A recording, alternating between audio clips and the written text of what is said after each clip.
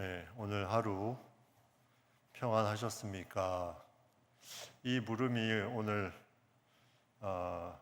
상당히 어울리는 질문이 되는 것 같습니다. 여러분 모일 때마다 나라를 위해서 기도해 주시고 또 여러 가지 하나님께서 어려운 상황 가운데 놀라운 뜻이 이 가운데 일어나기를 기도할 때마다 개인적으로 공동체적으로 계속 기도에 힘써 주시길 바랍니다. 입다에 대한 부분을 우리가 보고 사사에 대한 부분을 보는데 이 사사 시대의 어떤 중요한 부분은 자기 소견에 옳은 대로 행하였다. 이 내용이 핵심적인 부분이죠. 자기 소견에 옳은 대로 행하였지만 하나님의 역사는 계속해서 사사들을 세워서 그 역사를 이루어 나가는 것을 보게 됩니다. 입다는 암몬과의 전쟁에서 승리하고 또 그 전쟁의 승리를 위해서 서원한 대로 딸을 바치게 되고 그리고 이제 그가 집으로 돌아왔을 때 그런 어떤 서원한 대로 딸이 이제 바쳐지는 걸 통해서 안타까움과 슬픔을 가눌 수가 없는 그런 상태에 오늘 이 12장 말씀은 또 다른 아픔을 주는 하나의 역사적인 사건입니다. 에브라임 사람들이 모여서 이제 오게 되는데 이 에브라임 사람들은 이전에 기드온이 미디안과의 싸움에서 전쟁에서 승리하고 왔을 때도 그 에브라임 사람들이 뭔가 시비를 걸었던, 그래서 사사기 8장에 보면 우리를 부르지 아니하였다 하는 그 내용이 나오죠. 우리를 이같이 대접함은 어찌 됨이냐. 이 에브라임 사람들 계속해서 이 에브라임 사람들이 전쟁에 나가지 않았는데 그 나가지 않음을 사사의 탓으로 돌리고 이를 통해서 전쟁이 끝나고 나서 무언가 자신들의 한풀이를 하는 듯한 이런 부분들이 반복이 됩니다. 이 에브라임 사람들이 왜 이렇게 됐을까? 에브라임 사람들은 그 야곱의 12아들 중에 그 요셉의 이제 두 아들 므낫세와 에브라임인데 에브라임은 요셉의 장자가 아니라 차자였죠. 근데 그 야곱이 손을 어긋나게, 그러니까 오른손을 장자의 머리에 왼손을 차자의 머리에 해야 되는데 이것을 반대로 이렇게 안수하고 축복을 해서 이 에브라임이 높아지는, 그래서 그때 나와 있는 축복의 말씀이 그의 아우가 그보다 큰 자가 되고 그의 자손이 여러 민족을 이루리라. 아우가 이제 그 므낫세 그 형보다 큰 자가 되고 그의 자손이 여러 민족을 이루리라. 그리고 정탐한 사람 중에 여호수아가 이 에브라임의 지파 사람이죠. 그러니까 에브라임 지파는 기본적으로 이 자신들의 어떤 이 지위가 상당히 높이 새겨짐을 받는 그런 어떤 민족적인 자긍심이 강한 지파였습니다. 자신들이 차자인데도 장자의 어떤 기도를 받고 또 여호수아라는 아주 훌륭한 지도자를 두었기 때문에 그의 대대로 내려오는 그 에브라임 속에 있는 이 자부심은 상당히 큰 그런 종족이죠. 그런데 이러한 종족의 어떤 자부심이 이 잘못된 자존심으로 이어질 때 이게 이제 문제가 생기는 겁니다. 이 자부심이 어떤 자신의 자존심으로 계속해서 무언가를 보려고 할 때 여기 이제 문제가 나타나는데 이 기드온 때도 그랬고 여기 나와 있는 12장에도 마찬가지로 그 내용이 나옵니다. 자, 이들이 뭘 했냐면 이제 이렇게 말합니다. 입다에게 뭐라고 말하냐면 암몬 자손과 싸우러 건너갈 때 어찌하여 우리를 불러 너와 함께 가게 하지 아니하였느냐 하면서 우리가 반드시 너와 내 집을 불사르리라. 네. 이게 정말 어이가 없는 거죠. 네, 제가 그래서 설교 제목 처음에 어이가 없는 에브라임 민족 이렇게 잡았다가 아무튼 그 어이가 없는 에브라임 민족의 모습을 볼 수가 있습니다. 아니 이 부분이 이 입다의 상황을 전혀 고려하지 않고 자기들의 생각만 얘기하고 이렇게 말을 하는 이 부분. 그러니까 일종의 이거는 뭐냐면 협박입니다. 협박. 너와 내 집을 불사를 것이다. 이게 얼마나 이 입다의 입장에서 들었을 때는 이게 얼마나 가슴 아픈 일입니까? 마음을 상처를 주는 이 막말과도 같은 이러한 부분. 근데 이 내용을 보면 이 더더욱 말이 안 되는 내용입니다. 한번 쭉 보시면 에브라임이 만약에 이러한 부분들로 입다의 상황을 생각했다면 어떻게 말을 해야 됐을까? 입다의 상황을 생각했다면 입다는 지금 전쟁에 승리하고 그 전쟁에서 승리하기 위해서 서원한 대로 딸을 장사하고 나서 이 에브라임을 만난 상황입니다. 근데 여기에다가 에브라임이 와서 협박을 하고 있는 거죠. 너와 내 집을 불사르리라. 우리와 함께 가지 않았기 때문에 그렇게 하고 있습니다. 이렇게 말한 것은 뒤에 4절에 보면 아마도 이 입다라는 존재에 대해서 이 에브라임은 상당히 하찮게 본 그런 부분이 있음을 생각해 볼 수 있습니다. 왜냐하면 4절에 보면 이렇게 나와 있습니다. 거기에 뭐라고 되어 있냐면 에브라임의 말이 너희 길르앗 사람은 본래 에브라임에서 도망한 자로서 에브라임과 므낫세 중에 있다 하였습니다. 네, 이 길르앗 사람이 에브라임에서 도망한 자로 너희는 에브라임과 므낫세 중에 있다. 근데 이것도 이 에브라임 사람들이 잘못 생각하는 부분입니다.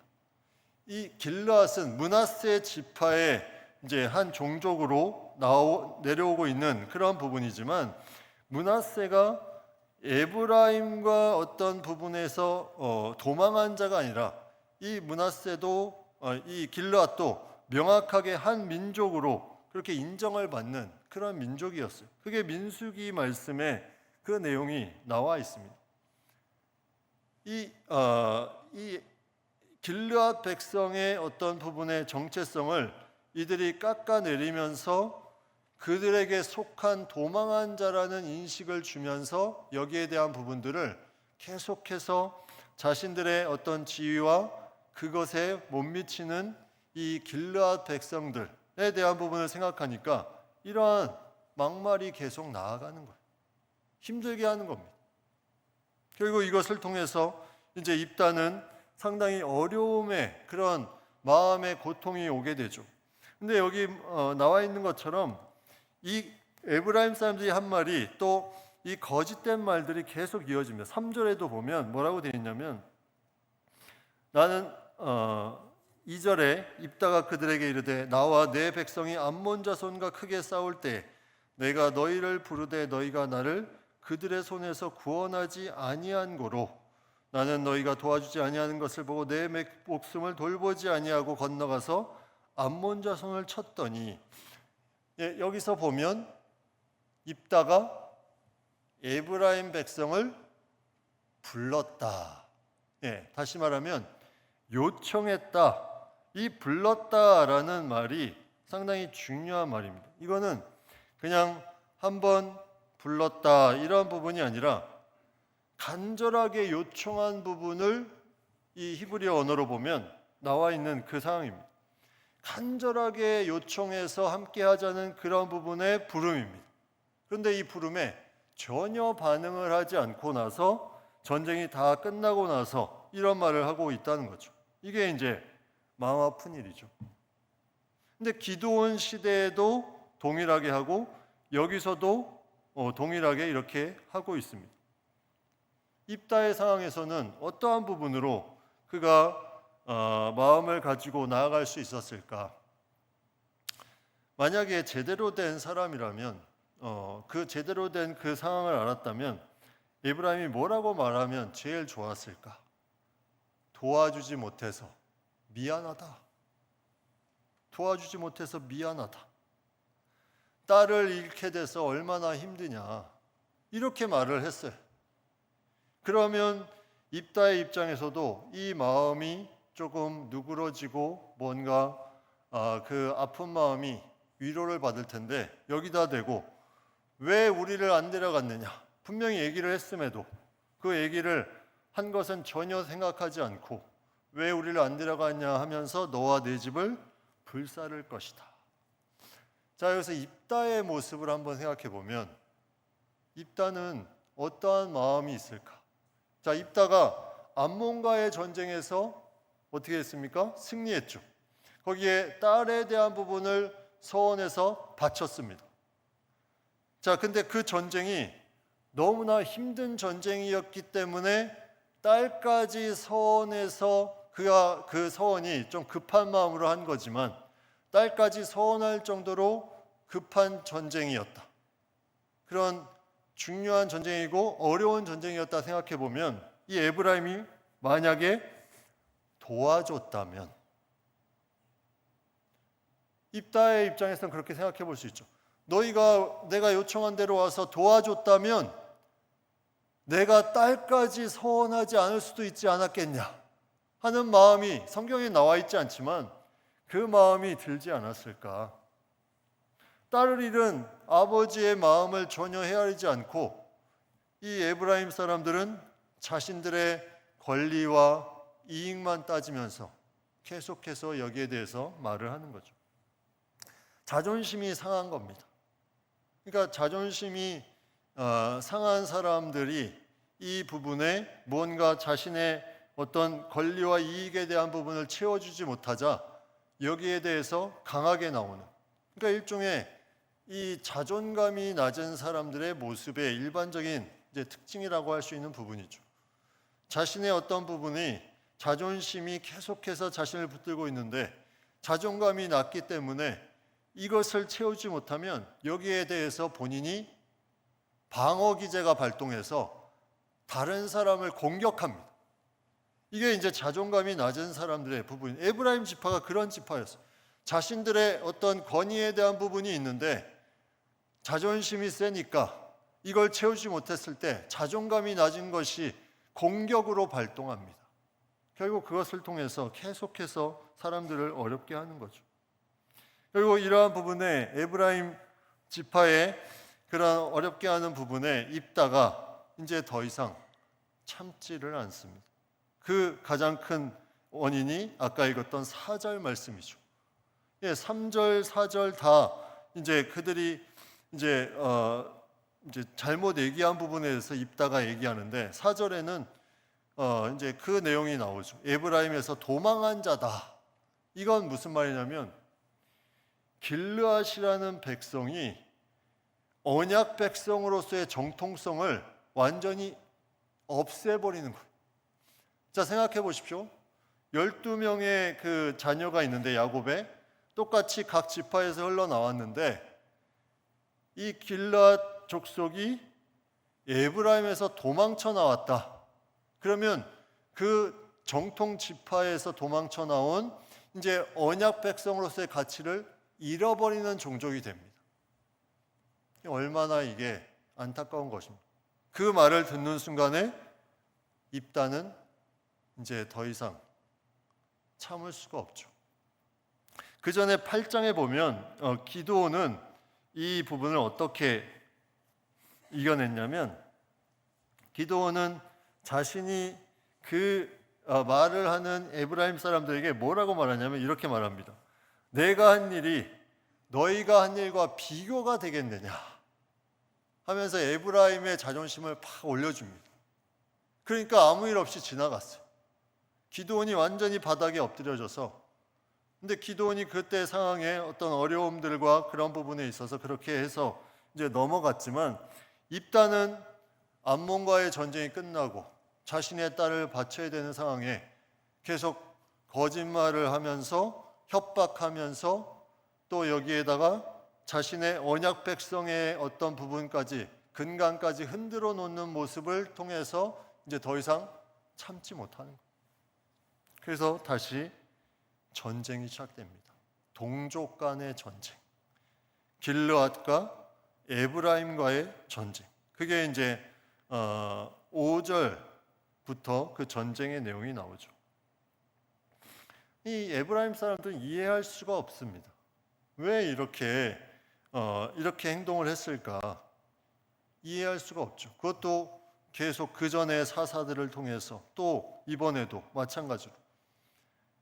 그래서 입다를 통해서 에브라임이 이제 전쟁을 하게 되는데 여기에 우리가 6절에 보면 이 에브라임 사람들이 말하는 그 단어 중에 이제 십볼렛이라는 단어를 에브라임 사람들은 할 수가 없었던 거예요.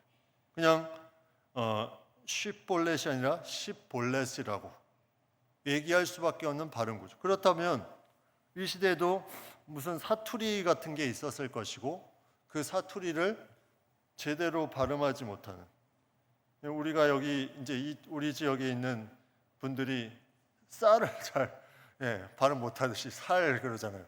그것처럼 이걸 발견해내는 거죠. 언제? 강을 건널 때 도망치는 사람이 너 한번 발음해봐라. 그래서 십볼렛을 제대로 못하면 죽이는 거예요. 예전에 2차 세계대전 때 그런 일이 있었다고 해요. 독일 나치 사람들, 독일인들은 SCH를 하나로 발음을 하죠. 쉬. 그래서 뭐 예를 들어 슈베르트 하면 슈 이렇게 되는데 네덜란드의 사람들은 이 SCH를 스크 이렇게 스크베르트 이렇게 발음을 해서 이 독일의 나치의 첩자들을 네덜란드 사람들이 이렇게 색출을 해놨다고 하는 내용이 있습니다. 이 비슷한 내용이죠. 똑같이 이 길르앗 사람들이 에브라임 사람들에 대한 부분들을 색출하기 위해서 이 방법을 썼는데, 그래서 색출해서 그를 잡아서 요단강 나루터에서 죽였는데 그 죽인 자가 몇 명이냐면 42,000명입니다. 42,000명이 과연 몇 명이나 되는 것일까? 이 규모가 한번 보시면 민수기 26장 37절에 보면 이는 에브라임 자손의 종족들이니 계수된 자가 32,500명이라. 이상은 그 종족을 따른 요셉 자손이었더라.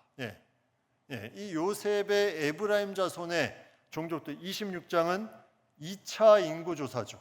근데 1차 때가 몇 명이었냐면 45,000명이었습니다. 에브라임 자손. 그러니까 20세 이상의 이제 싸움에 나갈 만한 장정들이죠.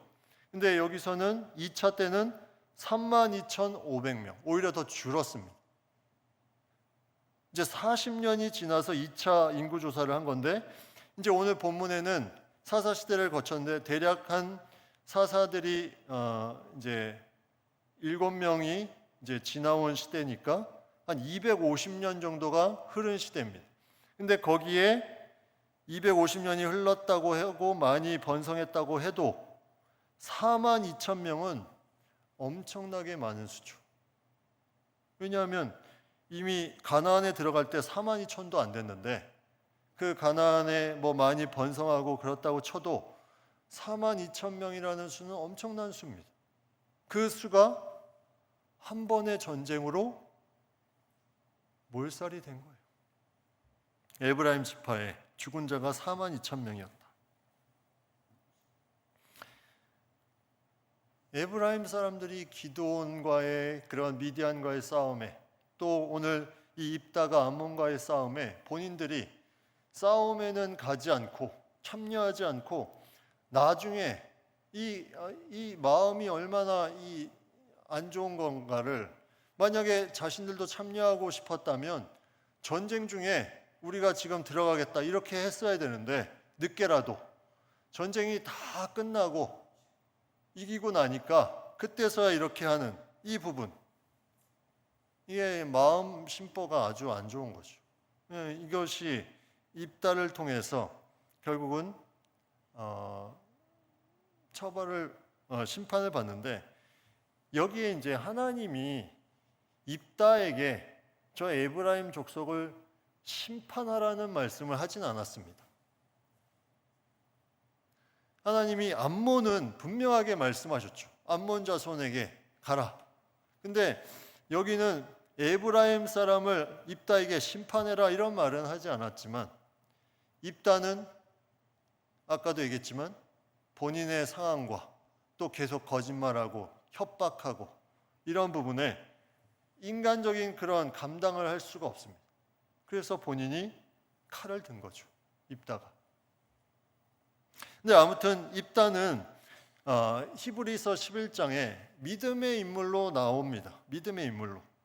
그가 모든 삶의 어떤 상황 가운데 했던 부분들이 정의로서 무언가를 했음을 우리가 생각해 본다면 이 부분도 입다의 어떤 개인적인 것보다는 전체에 대한 정의로운 부분으로 우리가 생각해 볼 수도 있다는 거죠. 그래서 입다는 그러한 어떤 삶의 전쟁과 동족과의 전쟁을 마치고 결국은 그는 길르앗에 있는 그의 성읍에 장사되었다 이렇게 나와 있습니다. 근데 그가 사사가 된 게 몇 년이냐면 6년이라는 시간입니다. 6년. 길르앗에 있는 그의 성읍. 정확한 성읍의 이름이 여기에는 이제 나와 있지는 않지만 그가 거주했던 성읍, 그 성읍을 우리가 알 수가 있죠. 근데 6년이라는 시간은 다른 사사에 비해서는 엄청나게 짧은 시간입니다. 그 앞에 이제 사사들 내용을 좀 보면 아주 오랫동안 사사의 일들을 한 사람들이 이제 계속해서 나오죠. 온니엘은 40년, 에훗은 80년, 그리고 드보라 40년, 기드온 40년. 대부분 다 20년 이상 했는데 입다는 왜 이렇게 짧게 했을까? 이것도 하나의 궁금한 것입니다. 입다가 이렇게 이기고 승승장구했다면 무언가 더 많이 할 수도 있었을 텐데 이제 몇 가지를 추측해 보면 그가 어떤 신분적으로 기생 출신의 어떤 부분이 다른 사람에게 어떤 공격을 받을 수 있는 그런 부분이 될 수 있고 여기에 더 하나 에브라임이라는 그 지파의 남은 자에 대한 부분을 통해서 또 공격을 당할 수도 있었겠다. 아니면 이러한 공격이 아니라 하나님이 이 6년 후에 그 뒤에 어떤 사사를 통해서 더 중요한 메시지를 남기기 위해서 이게 짧게 있다가 결국 그는 물러난 그런 인물이 아니었을까. 그렇게 추측할 수 있는 게 뒤에 나오는 이 사사가 그러한 역할을 감당하는 부분을 보게 됩니다. 그 다음에 나오는 사사가 이제 9번째 사사죠. 입산이라는 사사인데 여기 베들레헴의 입산. 성경에 보면 베들레헴이라고 나오는 지명은 우리가 예수님 탄생하신 그 유대 베들레헴의 지명이 아닙니다. 그냥 베들레헴이라고 나오는 지명은 유대 베들레헴은 아주 작은 그런 성읍이었어요. 이 베들레헴이라고 그냥 칭한 거는 스불론 지파가 가지고 있는 그 땅에 베들레헴이라는 지역이 있었는데 거기를 말합니다. 그러니까 일반적으로 유대 베들레헴은 앞에 베들레헴 앞에 유대 땅 아니면 이 베들레헴 뒤에 에브라다 이런 말들이 붙습니다. 그 지명을 명확하게 하기 위해서 그 외에 그냥 베들레헴은 스불론 베들레헴인데 여기에 중요한 단어 말이 9절에 나오죠. 그게 뭐냐면 아들 30명과 딸 30명을 두었더니 그가 딸들을 밖으로 시집 보냈고 아들들을 위하여는 밖에서 여자 30명을 데려왔더라. 이 부분이 상당히 중요한 부분입니다. 자, 에브라임과의 전쟁을 해서 이 이스라엘은 어떻게 됐습니까? 서로 상당히 어려운 관계 속에 지파와 지파의 싸움이 있었기 때문에. 근데 이제 입산이라는 사사가 자기의 아들과 딸들을 여기 밖에 있는 이방이 아니라 다른 지파, 다른 족속을 말합니다. 다른 지파. 그러니까 다른 지파의 사람들을 사위로, 며느리로 받아들인 거죠. 왜? 이스라엘을 하나 되게 하기 위해서. 싸웠던 그 이스라엘이 하나 되게 하기 위해서 이 부분을 이 입산이 본인이 가지고 있는 그러한 마음으로 이 부분을 감당해 난 겁니다.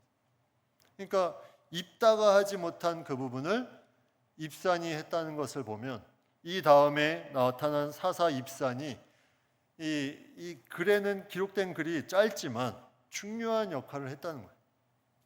전체적으로 하나 되게 하는 그러한 역할. 그래서 입산이 이제 그 죽고 나서 그 다음에 이제 사사가 된 사람이 9번째 사사죠.